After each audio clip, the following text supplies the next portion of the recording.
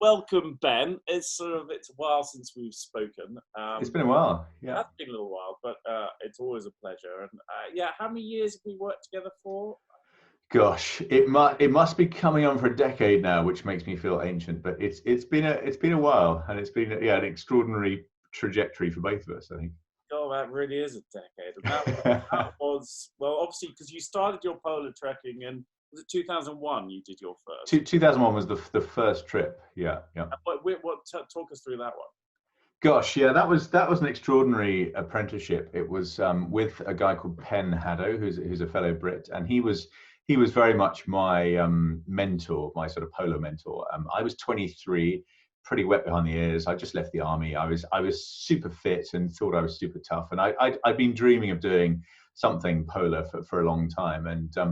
And interesting, I'd always grew up fascinated by Scott Shackleton, that kind of Edwardian era. So I had this really romantic notion of Antarctica and the South Pole, but the North Pole, I didn't really understand it. And it's a unique place. The geographic North Pole is slap bang in the middle of the sea. So if you're trying to get there on foot, you're walking over the frozen surface of the Arctic Ocean. So there are no maps.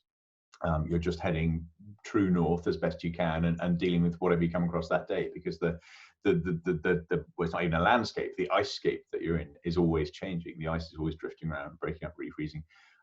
To cut a long story short, we didn't make it. We got about 2/3 of the way there. 2 months in the Arctic Ocean. It was a real eye opener for me. It was hellishly tough. I mean, it was a properly tough camping trip, and I came back with my tail between my legs, feeling completely, crushed by the whole experience. I was convinced we were going to get there. I was 23. I was going to be the youngest in history. We were going to come home to this sort of giant, welcome with sort of press at the airport, and none of that happened.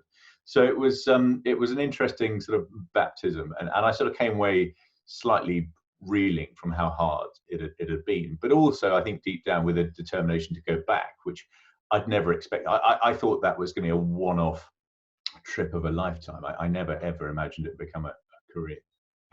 So you were going through the pain, but you came back and thought, actually, I quite enjoyed that. Or do you think actually I'm a natural at this? Gosh, I didn't think I was a natural at that point. I'm not sure I still do really, but there was a sort of couple of weeks of really after that trip, kind of gazing into the abyss of self-pity, and I'd racked up loads of debt, and I was just in a really, really difficult position. And in the end, it's sort of my first of my dozen big expeditions. The first couple were all a bit like a sort of Ponzi scheme. I sort of got in about 35 grand of debt through that first trip, because we'd racked up bigger bills than we thought, chartering helicopters in Siberia, that kind of thing. So the only way I could think of to sort of dig myself out of this hole was to do another even bigger expedition and sort of raise enough money that I could pay off the debt from the first trip. So it's sort of, in some ways, people, I think, mistakenly assume that I've always known this is exactly what I would end up doing, and that I've been sort of following this passion. And yes, I've always loved adventure. I've loved challenge. I've loved pushing myself. But my career as advisor at school never ever told me that Polar Explorer might be a viable thing to pursue. And it was in those early days, 20 years ago nearly, it was sheer necessity. I had to try and find money and pay my bills and pay the rent and sort of make it work. So I sort of backed myself into a corner and had to figure out a way ahead. So it was just sheer desperation in those early days. So how long was it before you went back for your next one? It was a couple of years. So 2003, I went back. That was my first solo trip. It was a relatively short expedition. It was just 2 weeks on the Arctic Ocean, but it was the first time I'd been alone out there. And that was a really pivotal trip, because I was so reliant on Penn's expertise on that first trip. And he was super generous with his time and with the way that he taught me essentially how to look after yourself in such a challenging environment. But I was also in awe of the fact that people were doing these expeditions solo. There was a Norwegian, Borge Ausland. Penn was planning a solo trip, and to me, at age 23 in 2001, the idea of being out there alone was completely mind blowing. So of course, 2 years later, that's exactly what I did, and it was a, as I say, short trip, 2 weeks, but that really boosted my confidence. It wasn't easy, but neither did I come back, you know, a sort of gibbering wreck. I say it all went brilliantly, and I sort of discovered on that trip that I had the skills and the knowledge and the ability to do this, you know, at the highest level. It always amazes me, knowing you for so long and knowing various other explorers. It doesn't come easy, does it? The fact that one, to get to that starting point is a massive fundraising effort. You have to be a wonderful presenter, networker, a fitness guru, everything else to get to that point. You get there, and then nightmares happen. I know you have broken bindings, you've had, you know, leaky gas canisters, all this stuff on your various trips, and yet you have to pick yourself up from that and come back and do it again. And it's an extraordinary thing, isn't it? Yeah, I get a lot of, and of course it's very easy nowadays with social media. It's very easy for people to sort of reach me and message me, and I get a lot of people that, you know, I fear that from the outside my life looks quite enviable, and I've got these wonderful, I get watches, I get cars, I get clothing, I get fly around the world, have this extraordinary life. But I try to tell a slightly cautionary tale, which is that you never really see what's gone into it behind the scenes. You know, Land Rover have been a sponsor for a decade, 11 years now, but it took 6 years from first contacting them to signing a contract. So there was a lot of work and a lot of me being skint and just desperately trying to figure out a way to make this happen for years and years. So it's been, the key for me to success has been sheer bloody minded persistence and stubbornness and a refusal to give up even when things seem completely hopeless. So that's served me well. Exactly, especially at times like these. It's absolutely, it's another hiccup. Let's just get through it. And then the big one you'd always been thinking about as a kid was the Scott trip, wasn't it? So talk us through that. Yeah, so this happened in 2013. Again, it took several years longer than I thought it would to get this giant project off the ground. And in a nutshell, the plan and what we ultimately did was to walk from the coast of Antarctica, a place called Ross Island, which is on the New Zealand side. And that's where Scott and Shackleton both started from when they were trying to become the first to reach the South Pole just over a century ago. The plan in a nutshell was to finish that journey. Of course, Shackleton on his Nimrod expedition turned around short of the pole and made it back. Scott went back a couple of years later, got to the pole. Of course, they'd been beaten to it by Amundsen and the Norwegians. Turned around, all 5 of them started walking back, and they all died on the return journey. So no one, Amundsen crucially used dogs. No one had ever walked there and back. So that was the plan, to walk both ways. And it was a monumental project. I mean, just in terms of the sheer scale, you know, walking to the South Pole and back from Ross Island is near as damn it 1,800 miles. So it's 69 marathons back to back. And you're two of us. I was traveling with my great friend of mine, Tarka Lepeniere, and Tarka and I were in some ways like two astronauts. You're dragging this sledge behind you that is your sort of life support system. So everything you need, all your food for nearly 4 months, all the fuel for the stove, your shelter, your communication, your survival gear, everything is behind you. And when it's bad in Antarctica, it's really bad. I mean, you almost might as well be in outer space. We had, theoretically wind chill in the sort of -50s, -60s. Everything has to be covered. You can't have any exposed skin in those sorts of conditions. So it was a tough trip. Oh, it was a hell of a tough trip, isn't it? How many days was it in the end? 108 days in total. I think we're in some places we say 105 because there was 3 days of essentially walking backwards at the start because we were dropped off, and then we had to walk, further north away from the pole to get to Captain Scott's hut, which is where we wanted to start from. So we had 3 days of walking to the start line, and then we started. So 108 days, 108 nights in total, 3.5 months. It's the longest human-powered polar journey in history. Yeah, and interestingly, the number on my GPS when we stopped walking was 1,795 miles, statute miles. I had an email from a scientist who said, well, that number is almost certainly wrong. And I said, well, what do you mean? He said, well, GPS assumes the Earth is a perfect sphere, which apparently it's not. It's sort of squashed a bit at the top and the bottom. So he reckoned we walked 6 miles further. So yeah, 1,801 miles, which I'm happy about.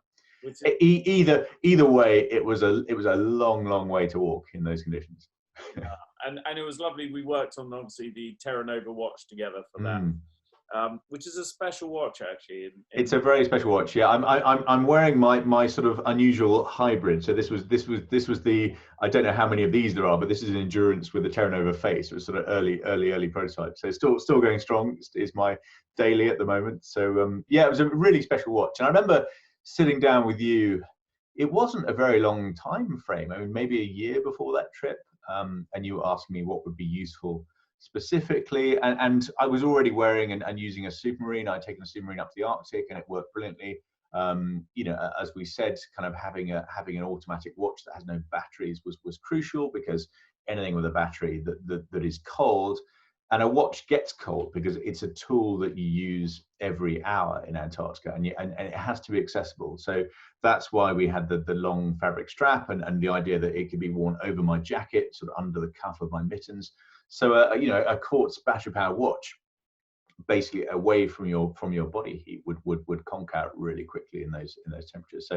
So the kind of, I remember those early discussions. It sort of felt like the jigsaw pieces were there, and you said what would be useful. I said, well, for us, like, the less weight we're dragging, the less weight we're carrying and wearing, the higher our chance of success. And we were obsessive about reducing the weight of everything. We'd cut the labels out of our clothes, we'd freeze dried all the food, we'd replaced all the guy lines on the tent with lighter cord. We went absolutely bananas, cut the handles of our toothbrushes.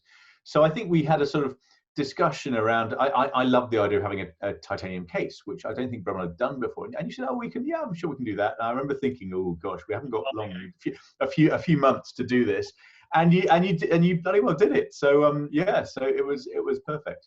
No, I think a sort of a strong polar diving watch, it's quite large, it's clear to use, but light. It's a really lovely thing to have, isn't it? Absolutely. And obviously, and your second time zone, so you can navigate by the sun on that, which is an interesting concept alone, isn't it? Looking at know where you're walking.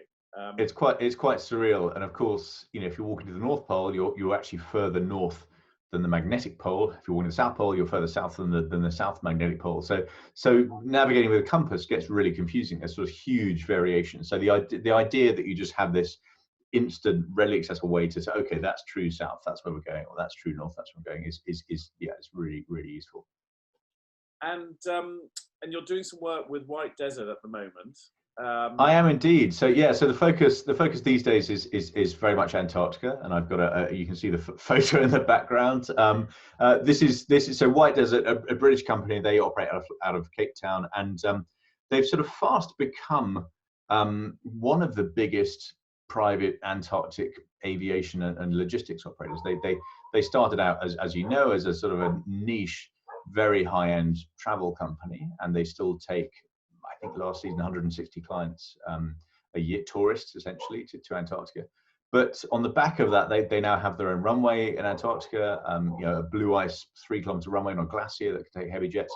So they've perhaps inadvertently turned into this real logistics pioneer in a, to me, a really fascinating space, in that you have these big, nobody owns Antarctica, it's governed by treaty, and you have different national programs down there. We have the British Antarctic Survey, the Americans have the National Science Foundation, and invariably they have science bases, scientists, personnel in Antarctica, and they've got huge requirements when it comes to logistics and flying people, scientists, cargo, equipment around. So White Desert are now very active in that space, which is fascinating to me, and it almost feels like a little maybe like a sort of SpaceX or Blue Origin, in that in the world of space exploration, you've got these private companies, relatively small, that suddenly have popped up, and they're able to move and innovate and iterate way faster than these lumbering sort of state-backed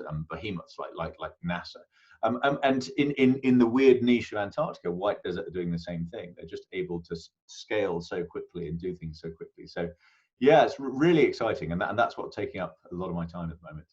I mean, what just an amazing concept. So if I had the money to be able to fly down there and go and stay in these amazing sort of igloos, man-made structures, but it's an experience what you have experienced.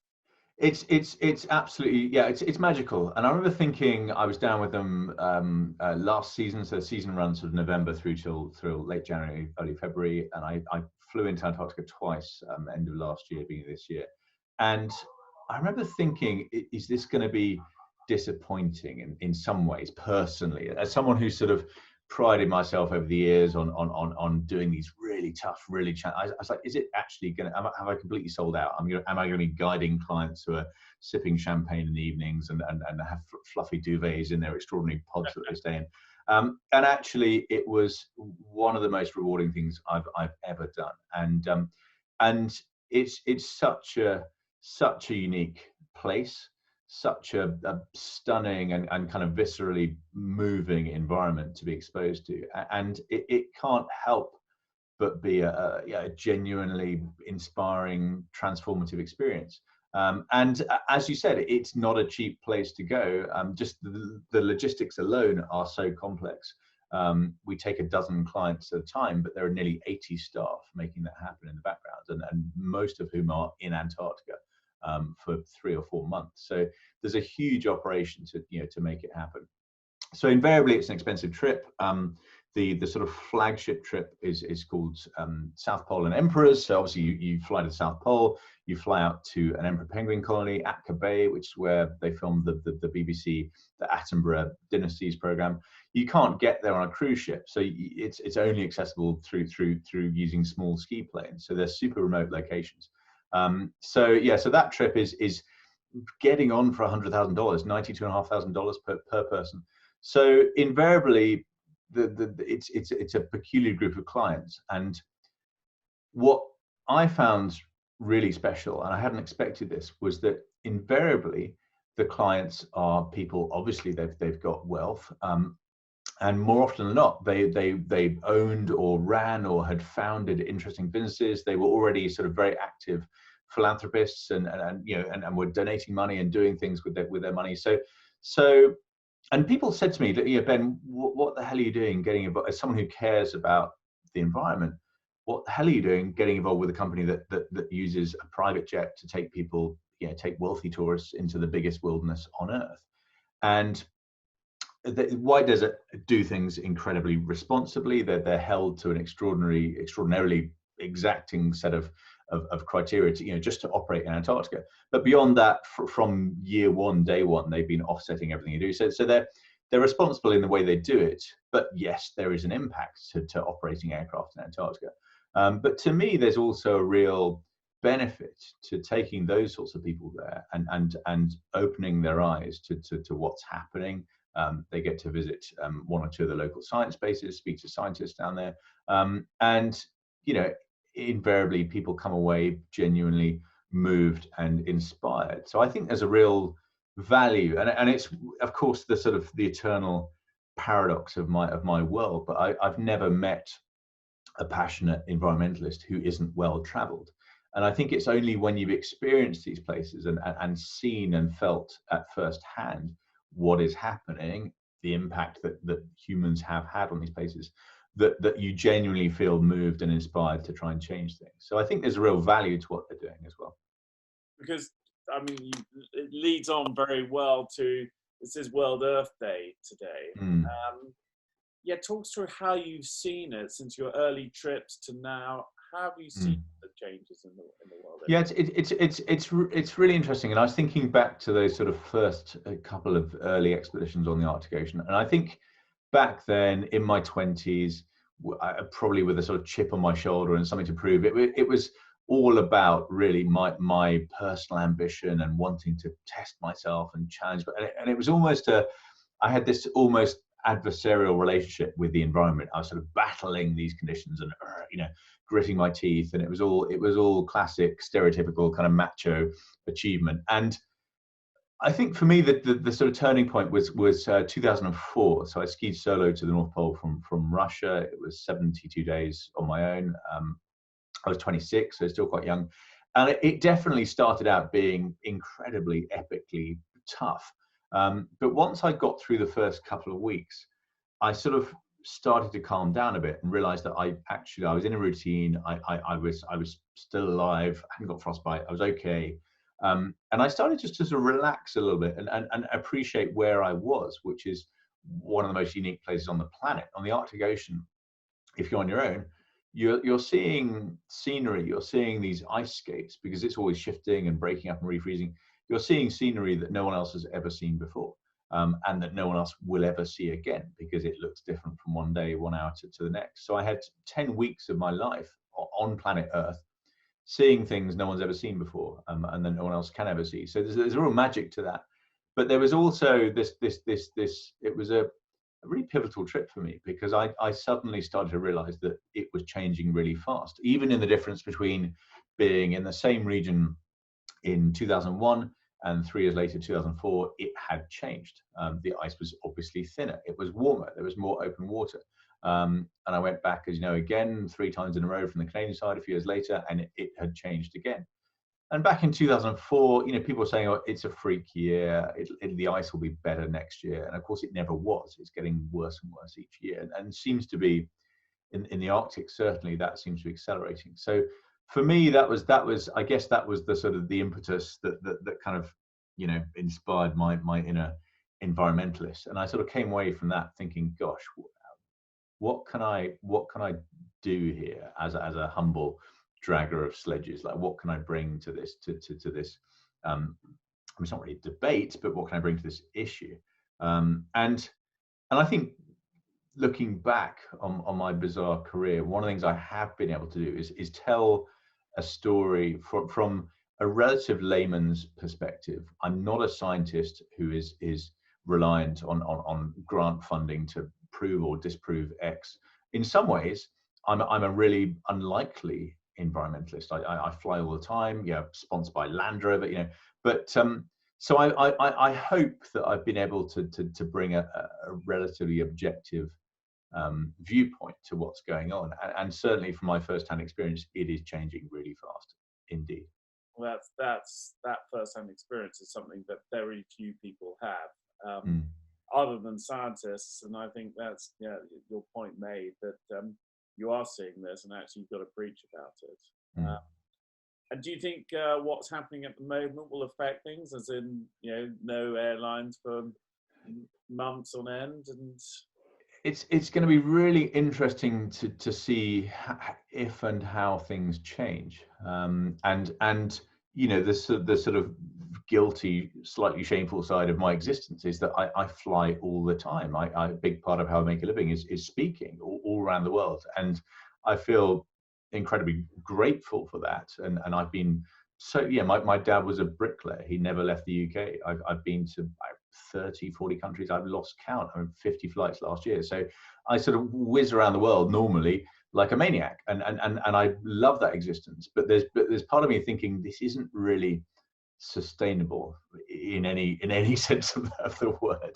So it's gonna be interesting. I've done my first couple of talks via Zoom recently, and I'd always seen that as a really inferior version of sort of being there in person. But what fascinated me is the quality of discussion. And of course, when I'm speaking at a big event, there's always a sort of Q&A, but I think often people are apprehensive about sticking the hand up in front of hundreds of other people and peers and bosses and whatever else, and asking a question that might be silly. But when you're doing it virtually and everyone's sat at home, it seems to remove that barrier. So actually, for me, doing stuff online, I was experienced a far higher quality of discussion and discourse after, which was fascinating. I'd always seen it as, before I did it, as being really disappointing. Oh God, I sat at my desk doing talks when I could be flying around the world. And actually, it's been really rewarding. So we'll see how things change. It's very hard to predict right now what the future is going to look like in a few weeks, let alone a few months. Yeah, no, it really is.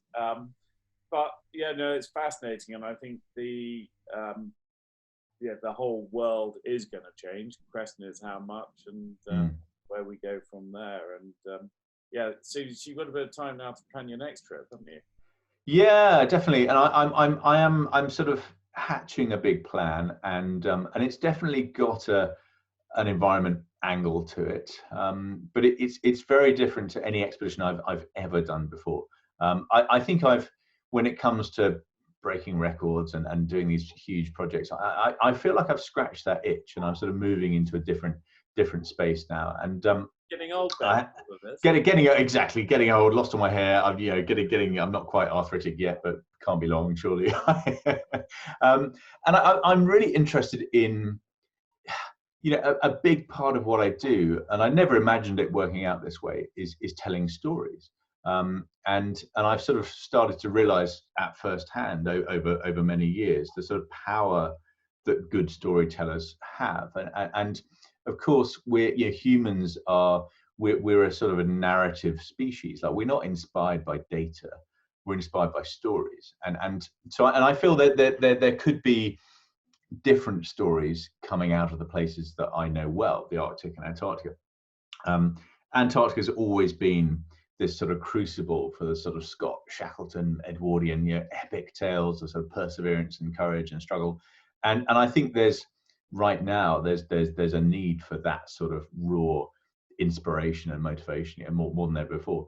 But I think also Antarctica is totally unique. It's the only continent that's never had a war. It's the whole thing, and it's the size of China and India put together. The whole thing is a nature reserve. I mean, it's just this extraordinary human achievement. And when you get to know it, and you get to work there and operate there, as I've been lucky enough to do for years now, you realize it's this really, really interesting, really genuinely unique example of human collaboration, because nobody owns it. When you land in Antarctica, no one checks your passport. It doesn't matter. It becomes irrelevant what your nationality is, and the only things that matter are your ability to get on with other human beings and do the job you're trying to do. So to me, Antarctica is yes, there's a really alarming story of the way that the climate is changing, and undoubtedly the way that human activity has sort of forced that. But there's also a really inspiring story of kind of humans coming together to get things done, and sort of getting beyond these sort of boundaries of nationality and race and whatever else, and just getting down to, like, okay, there's a big challenge here. We need to figure it out together.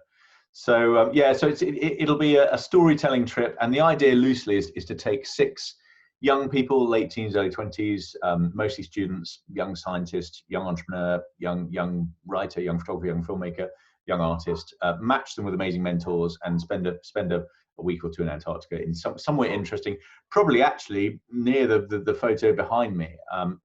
This is a group of mountains very close to where White Desert have their airstrip and one of their bases, in Queen Maud Land, which is the sort of South Africa side of Antarctica. But yeah, based there, a lot of these mountains behind me have never been climbed. A lot of the valleys and glaciers you can see have never been walked down. So it'll have an exploratory element to it, but the focus will be on telling the story through these young people's eyes, and hopefully creating some content that will inspire people. Amazing. And you've even got the huskies in the background as well. Yeah, exactly. Yeah, sorry, dogs in the garden barking away. Next trip. Well, thank you so much, Ben, for the chat, and real pleasure. Really appreciate it, and it's lovely to connect. And well, we'll see you in Mayfair after all this is over. Definitely, when we're all allowed out, it's going to be very strange venturing into London again. It's going to feel like an expedition. But yeah, good to see your face. Stay safe. And yeah, look after yourselves. And yeah, hopefully we're over this soon.